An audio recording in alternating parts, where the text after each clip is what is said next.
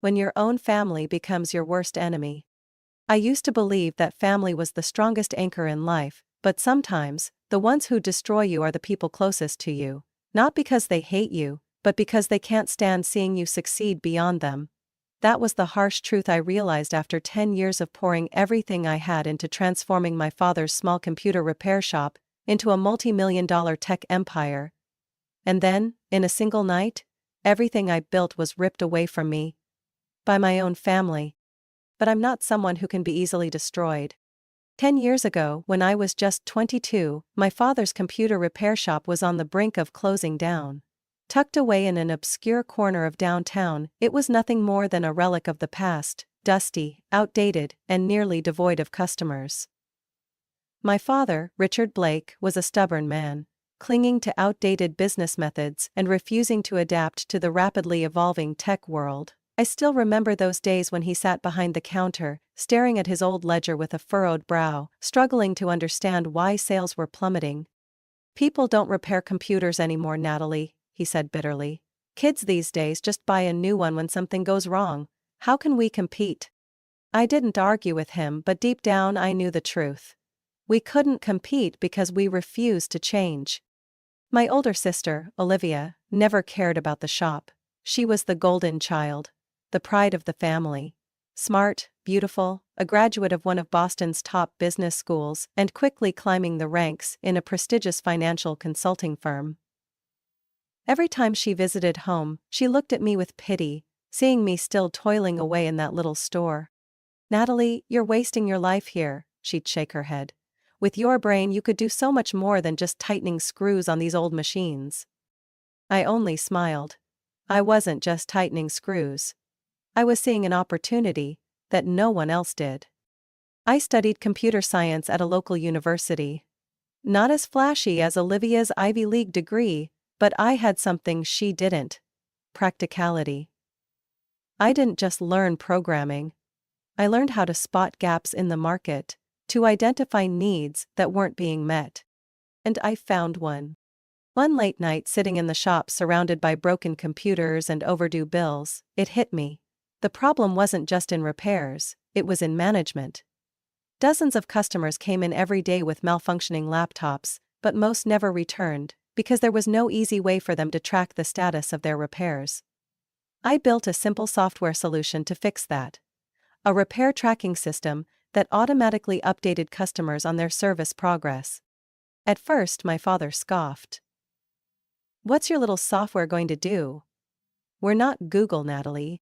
But then, customers started coming back. Not only that, but other small repair shops wanted the system too. Within 6 months, I had expanded it into a full platform for small businesses, helping them manage inventory, track orders, and engage with customers. We weren't just a repair shop anymore, we became a tech company. And I was the one who took us there. While Olivia was busy in Boston, making a name for herself in finance, I was grinding day and night to grow the business. I wrote code, built a tech team, and met with clients. When we hit our first million in revenue, I thought, maybe this time, my father would finally look at me differently. But I was wrong. When Olivia decided to quit her job in Boston and move back home, it wasn't for a family reunion. She came back to take what I had built. And I had no idea that the biggest storm of my life was about to hit. A company doesn't transform overnight. Success doesn't come from luck. It comes from sleepless nights, missed meals, and customer calls that last until dawn. While others took vacations, I sat in my tiny office, surrounded by stacks of paperwork and flashing lines of code. My father never understood why I worked myself to the bone. He held on to his old mindset, believing that a small repair shop was enough to provide for the family. But I saw beyond that. I saw an opportunity that no one in my family recognized. Technology never stops evolving, and if we didn't move forward, we'd be left behind. And I was right. Within 2 years, Blake Tech Solutions, the name I gave our new company, was no longer just a repair shop. The software I developed didn't just manage repairs, it expanded into inventory tracking, automated invoicing, and customer management. Small businesses started coming to us, not for computer repairs, but to purchase our software. For the first time, my father actually listened. "We're not software people, Natalie, we fix computers." I scoffed. "How do you think Apple or Microsoft started? They were just guys fixing computers in a garage." "I don't want us to be stuck doing small repairs forever. I want to build something bigger." He fell silent, not arguing anymore, but I knew he never fully believed in me. I didn't care. I poured everything I had into the company, 14 hours a day, 7 days a week. No vacations, no leisurely dinners, no dates or lazy weekends spent watching movies. But in return, we grew at an astonishing pace. From a tiny shop with just 3 employees, we hired more people. We expanded into a small office, then another. Our first customers spread the word about us, and within 3 years, our revenue surpassed $5 million. I should have been proud, but I had no time to celebrate. Success is never a destination, it's a trap. If you stop, it disappears right before your eyes. People started noticing me, but not in a good way. "Do you think you're growing too fast?" one of my senior employees once asked. "You can't do everything on your own, it's going to be a problem." I knew he might be right. But I couldn't stop. I taught myself how to negotiate contracts, manage finances, and run a tech business without an MBA like Olivia. Every skill I had was earned through facing real problems and figuring out the solutions on my own. And just when I thought I had finally earned my family's recognition, Olivia came back. She showed up one evening in December, just as I was deep in thought about a major decision. "Natalie, you really did it," Olivia said, walking around the office, her eyes gliding over the framed patents on the wall. "I have to admit, I never expected you to take the company this far." I didn't know whether to feel proud or cautious. I looked up from my computer screen. "Are you home for a visit?" She laughed, a laugh I couldn't quite tell was genuine or not. "Not exactly. I came back to help you." I frowned. "Help me?" Olivia sat across from me, composed, as if there had never been any distance between us. "You've done an amazing job, but the company is growing so fast you can't handle everything alone. I have experience in finance, in strategy.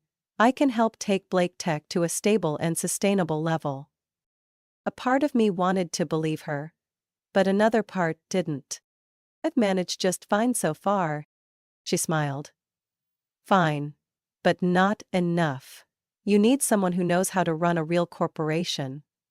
I can help you secure investors, expand into new markets, take this company to a level you never even imagined."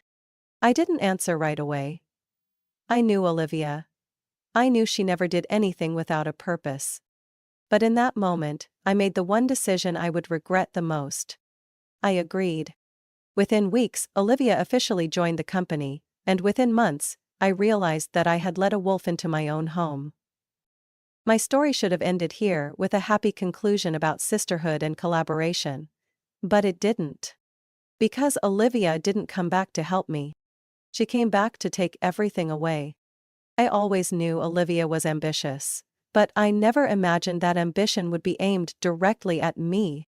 After joining Blake Tech Solutions, it didn't take long for Olivia to make herself an essential part of the company, at least in the eyes of others. She didn't understand technology, nor did she truly care about our products, but she knew how to talk to the right people. What I'd built with code, strategy, and thousands of hours of work, she turned into an image. With her charm, Olivia quickly won over the board members and potential investors. She hosted events, appeared in business magazines, and gradually became the face of the company. A position that had never existed before. Because I never cared about attention. I only cared about the work. And that was my mistake. On a Monday morning, I walked into the conference room, ready to present the latest update on the software platform we had been developing. But just as I took my seat, Olivia stood up, smiling at everyone before she began speaking. "I'm thrilled to announce that starting today, we are entering a new chapter for Blake Tech Solutions. After many discussions with Dad and the board, we have reached an important decision. To drive growth and take the company to new heights, we need a stronger, more professional business strategy. I blinked, an uneasy feeling creeping into my chest. Olivia, I interrupted, my voice calm. What decision are you talking about? She turned to me, her smile unwavering. Oh, right. You don't know yet. That was when my father spoke, his voice filled with enthusiasm. Natalie, we've decided to appoint Olivia as co-CEO. You know, you're great at technology, but the company needs a leader with business vision.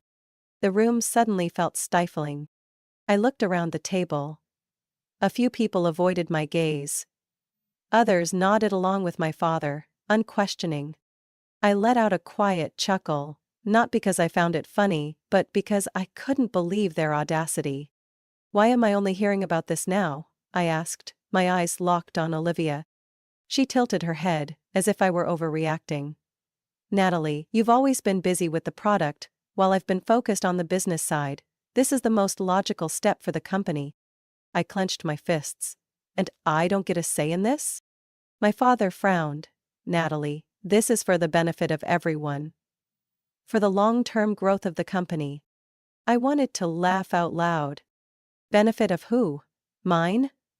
Or Olivia's, who had just claimed half the leadership position in the company I had built with my blood and sweat? But I said nothing. Not because I had nothing to say, but because I realized something crucial. I had been set up. In the weeks that followed, Olivia slowly turned Blake Tech into her stage. She secured partnerships with major corporations, appeared in the media as a successful businesswoman, telling stories about how she and her sister built the company from nothing. With every speech she gave, the achievements I had spent my youth working for were twisted into our shared effort. She took the spotlight, while I continued to do the actual work. But things were even worse than I had imagined. Gradually, she cut me out of important meetings. Major decisions were made without my input. When I protested, my father told me not to be stubborn. When I asked about new projects, employees only responded with silence. I was being pushed aside in my own company. Olivia didn't just want to share my position, she wanted to replace me. One late night, I sat in my office, staring at my computer screen, a heavy weight in my chest. A new email popped up from the finance department. Proposed changes to the shareholder agreement. I opened it, reading each line as a cold chill ran down my spine. Olivia was trying to take over my majority shares. If her plan succeeded, she would have overwhelming control over the company. I slowly placed my hands on the keyboard, but didn't type a single word. I realized I was at a crossroads. I could fight back openly, try to reclaim every piece of power I had lost. But I knew Olivia. She had been planning this for a long time. If I reacted now, I would lose everything. I needed a plan. I leaned back in my chair, taking a deep breath. Olivia thought she had won. But she had made a critical mistake. She forgot that I am not the type to accept defeat. I had doubted Olivia from the start, but I never expected her to be this ruthless. When the invitation to my father's 60th birthday party appeared on my desk, sent personally by Olivia, I knew something was off. Olivia had never cared about family events, yet this time she had booked a 5-star hotel, invited top business figures, partners, and media outlets. Natalie, this isn't just your father's birthday, an employee let slip as I walked past the conference room. This is an event to elevate Blake Tech. An event? To promote the company? A cold thought crept into my mind. No, not the company. Olivia. I should have walked away then and there, but I wanted to believe that no matter how ambitious she was, Olivia wouldn't dare betray me right in front of our father. I was wrong. That evening I stepped into the grand ballroom, where Olivia had orchestrated every detail to perfection. LED screens displayed images of her shaking hands with top CEOs. Banners hung high, emblazoned with the words, Blake Tech, the future of technology. With Olivia's face front and center. Not a single trace of me. I wasn't stupid, I knew this game. She was setting the stage to erase me. But I walked in anyway. My father stood beside Olivia, looking proud. When I approached, he glanced at me for a single second before turning away, as if I were nothing more than a distant guest. "Natalie!" Olivia beamed, embracing me under the watchful eyes of dozens of onlookers. "You made it! I was afraid you'd be too busy to come." Her voice was sweet as honey, but I could smell the blood in the air. I didn't respond. I just looked deep into her sharp blue eyes. She was hiding something. Then the party began. The company's partners, investors, and some of the biggest names in tech were in attendance. Everything felt more like a corporate launch event than a birthday celebration. And then, the moment of reckoning arrived. At exactly 9 p.m., Olivia stepped onto the stage. She raised her glass, flashing a dazzling smile. "Tonight is not just about celebrating my father's 60th birthday, but also a major milestone for Blake Tech Solutions." I gripped my wineglass tightly. I could predict what was coming. But it didn't stop my chest from tightening. After much deliberation, the board and our family have reached an important decision. Olivia scanned the crowd. "I am thrilled to announce that, starting tomorrow, I will be assuming the role of Blake Tech's sole CEO." The air in the room froze. All eyes turned to me. A few whispers rippled through the crowd, but the worst was yet to come. Olivia continued, her voice laced with insincere sympathy.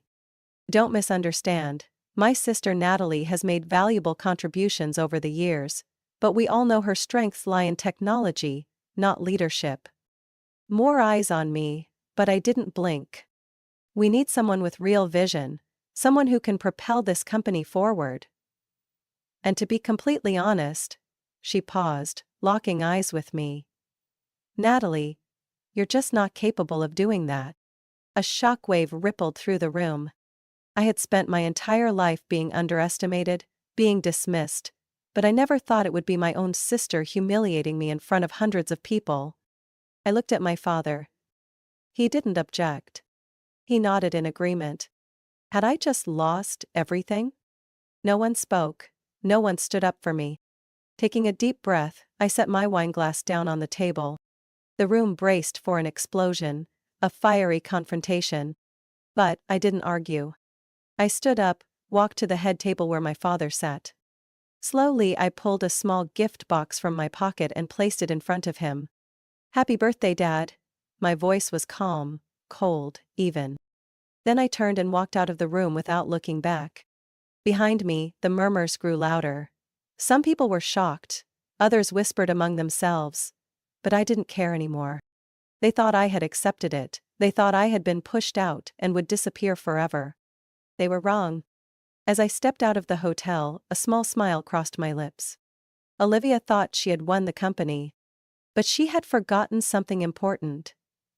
I wasn't about to let my years of hard work be handed over to someone else. And I had a plan. Tomorrow, I would begin my own game. I spent the entire night in my office, not closing my eyes for even a minute. On the screen in front of me, a flood of email responses kept coming in. With every new message, my decision became even clearer. Olivia thought she had taken me down. But she didn't know, she had just lit the match to the biggest disaster of her life. At 3 a.m., I sent the most important email of my career. As I pressed send, a strange calm washed over me. No more anger. No more pain. Just absolute focus. Because this morning, I was going to take back what was mine. I arrived at the office earlier than anyone else, and sat in my old CEO chair. The chair Olivia should never have had the chance to claim. I didn't have to wait long. At 9 a.m., the glass doors swung open. Olivia strode in like a queen, my father trailing behind her, his face still glowing with the thrill of last night's victory. "What are you even doing here?" Olivia smirked, folding her arms. "I thought after last night you'd know better and back off." I didn't answer right away. I simply looked at the two of them, then calmly placed my tablet on the table. "Sit down," I said, my voice eerily quiet. My father frowned. "Natalie, stop making trouble. We've already decided." I cut him off. We haven't decided anything, but today, we will. I turned on the large screen in the conference room, displaying a contract. Before we go any further, maybe you should recall an important agreement you signed 3 years ago. I clicked to the next slide. A set of legal documents appeared. The share transfer agreement. 3 years ago, when the company needed capital to expand, you sold me 26% of Blake Tech. At the time, you rushed to sign without fully reading the terms. Do you remember that? My father's face shifted from confusion to complete shock.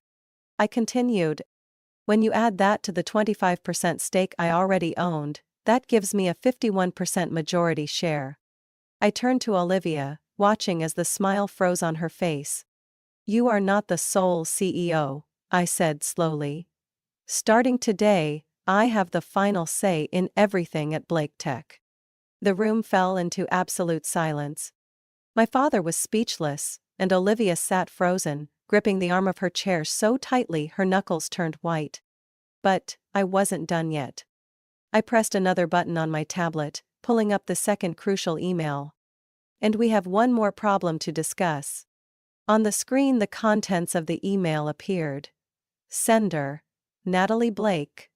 Recipient: all major Blake Tech clients. Last night, I sent an email informing them of the leadership change at the company, and guess what? I flipped through the responses. 90% of our biggest clients have sent in contract termination notices. I turned to Olivia, my gaze ice cold. Did you think clients stayed because of Blake Tech? No, they stayed because of me. Because of what I built. Olivia's mouth fell open, her hands trembling as she checked her phone for emails. Her face turned ghostly pale as she saw the confirmation letters from the clients. But I wasn't done yet. I pulled up another file. The software licensing contract. And this, I said, my voice slow but razor-sharp, is the final piece. Blake Tech does not own the core software of the company. It belongs to Innovate Solutions LLC, a separate company I founded 4 years ago. I turned to my father. Do you remember the document you signed last week? Sweat trickled down his temple. The license renewal agreement? I let out a cold chuckle. Yes. But I never sent it in. I glanced at the clock, and the software license officially expired 5 minutes ago. For a moment, Olivia collapsed into her chair as if she had been punched in the gut. No, this can't be. I stood up, slowly gathering my belongings. It's done, I said lightly. I have taken back what's mine. And now, you have 2 choices. I looked straight at Olivia. Oh. I walk away, taking all the clients, the software, and the tech team with me. Blake Tech will be nothing but an empty shell, and you'll have to explain to the investors why the company collapsed overnight. I paused, letting my words sink in. 2. You and Dad resign, becoming non-executive shareholders. I take full control. And you walk away with a payout and disappear. I tilted my head slightly. Choose. The room was drowning in silence. My father sank into his chair, his face aging 10 years in just a few minutes. Olivia stared at me, pure hatred in her eyes. But she knew. She had no other choice. The room remained still. No one dared to breathe too loudly. Olivia's face was pale, her eyes filled with both horror and fury. She might have been a master manipulator, but this time, all the cards in her hand had been torn to shreds. My father lowered his head, his hands trembling on the table. He had nothing left to say. I crossed my arms, tilting my head at them. Well, what will it be? No one answered. I had backed them into a corner. My father was the first to break the silence. He lifted his head, his aged eyes filled with defeat. Can we renegotiate? His voice was weak, almost pleading for mercy. I laughed, but there was no warmth in it. Negotiate? After you stood by and watched me be humiliated in front of hundreds of people last night? I slowly shook my head. No, Dad. This isn't a negotiation. This is an ultimatum. He slumped further into his chair, his eyes clouded with disbelief, as if he were asking himself when everything had spiraled out of his control. I turned to Olivia. And you? Still refusing to accept reality? Her fists clenched so tightly that her nails dug into her palms. But she didn't say a word. I took slow, deliberate steps toward her, keeping my voice low and sharp like a blade. If you still think you can turn this around, let me help you understand something. I tapped a button on my tablet, bringing up a projected revenue chart on the screen. This is what happens if I walk away right now. I pointed at the steep drop. An 80% revenue decline within the next 3 months. Without my software, without my loyal clients, this company will collapse faster than your reputation. Olivia clenched her teeth, her eyes burning with fury. But she had no argument left. I leaned forward, placing both hands on the table, locking eyes with her. Or, you can take the second option, I said, each word sinking into the air. You walk away. Right now. You never interfere with this company again. I paused, holding her gaze, then slowly emphasized every word. Or, you lose everything. Olivia shuddered, her hands trembling as she gripped the glass of water in front of her. Then she looked at me, hatred filling her eyes. But this time, that look held no power over me. Fine, she spat, each word dripping with venom. I'll go. Saying it out loud must have felt like a knife slicing through her pride. I smirked, smart choice. My father looked between Olivia and me, as if trying to salvage whatever shred of control he had left. But I still own shares in the company. I nodded. And you can keep them. But only as a passive shareholder. You no longer have any decision-making power here. His expression darkened. Natalie, is this how you treat your own father? I tilted my head. Do you remember how you treated me? He had no response. We're handling this now, I continued. I've already prepared the paperwork. Olivia will receive a payout and leave the company today. You will continue to receive dividends, but from this moment on, you have no control. I placed the pen in front of them. Sign it. The room was silent. Olivia took the pen, her hand shaking. But in the end, she signed. My father stared at the document, as if he were looking at the end of a dream. A dream he had allowed the wrong person to control. Finally he signed as well. I gathered the papers, neatly organizing them into my folder. It's done, I said, my voice as light as the wind. I looked at Olivia one last time. You have 3 hours to clear out your office. As of now you no longer belong to Blake Tech. She shot up from her chair, shoving it back with force. Her eyes blazed with rage, but I met her stare with nothing but ice. Without another word, she stormed out of the room. And I knew she would never forgive me. With only my father and me left in the room, he looked at me, his eyes filled with disappointment. Did you really do this, Natalie? I let out a small laugh, void of any amusement. No, Dad. I lifted the folder, meeting his gaze. You and Olivia did this. I simply took back what was mine. A week later, the name Olivia Blake disappeared completely from Blake Tech Solutions. She left in disgrace, without fanfare. No more grand interviews, no more lavish parties filled with VIP guests. Just a quiet ending for someone who thought she could steal another person's work without paying the price. I never saw her on the day she left. But I knew that when she walked out those doors for the last time, she hated me to her very core. And I didn't care. But I had no time to savor my victory. After the coup, the company was thrown into chaos. Some investors panicked, some employees doubted whether I had the ability to run the company alone. The mess Olivia left behind wasn't easy to clean up. But I didn't fall. I led Blake Tech with an iron will, refusing to let anyone shake my position ever again. I rebuilt trust through actions, not empty promises. I personally met with every major client, ensuring that our products remained the top choice in the market. I hired talented experts, implemented innovative strategies that Olivia had once blocked. And within 2 years, Blake Tech didn't just recover, it exploded, stronger than ever. The company's value tripled. Those who once doubted me were now forced to admit they had been wrong. And Olivia? After her humiliating downfall, she fled to Silicon Valley, trying to rebuild her reputation at a small startup. I heard things weren't going well for her. Without my shadow to stand in, she struggled to prove her actual competence.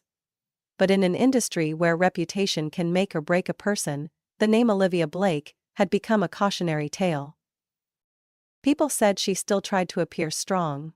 But I knew she would never forget this failure. And my father?